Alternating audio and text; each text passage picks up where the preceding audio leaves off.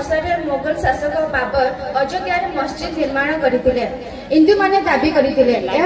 1949 मसीह अयोध्या सांप्रदायिक हिंसा सृष्टि होता भितर भाग को मुस्लिम मानक दि जाइतिला एवं बाहर भाग को हिंदू मानक देइतिले तत्कालीन इंग्रेज शासक 1949 मसीह मस्जिद भितर रामलाल का मूर्ति स्थापन करा जाइतिला एहार दाबी करते मुस्लिम परिसर को विवादीय स्थल घोषणा कले सरकार एहा पर पाठक बंद होइतिला 1950 मसीह रामलाल को पूजार्चना सुप्रीम कोर्ट आवेदन करा जाइतिला 1961 मसीह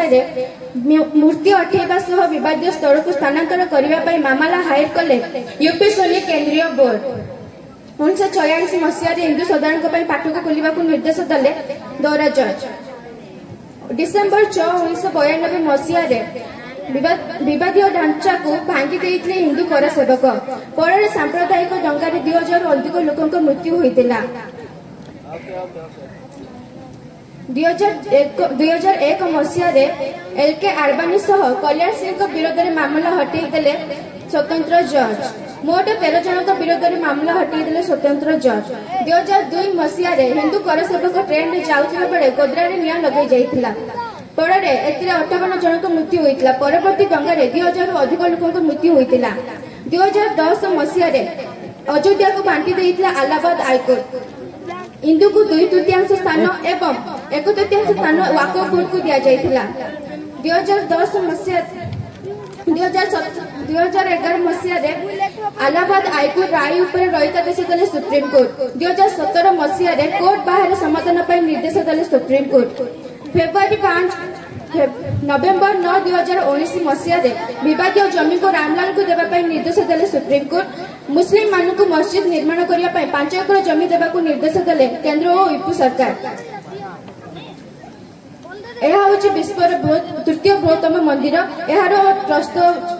दैर्घ्य हूँ 360 फुट प्रस्थ हूँ 235 फुट उच्चता हूँ 161 फुट धन्यवाद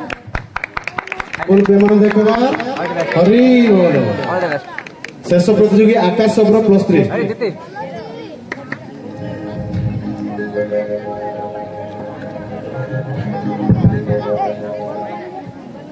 My name is Akash Sabra. I have come from Lakshmipur colony. I reading +3 second year. Ram लक्ष्मणम पूर्वजम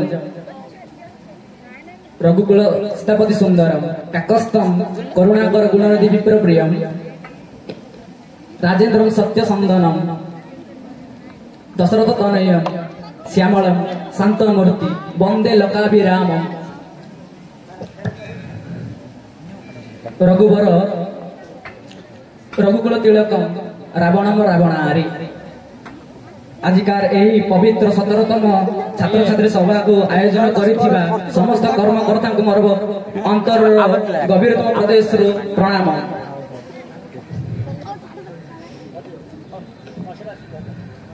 विशाल महादेश रे भारत वर्षर उत्तर प्रदेश रे अयोध्या नगरी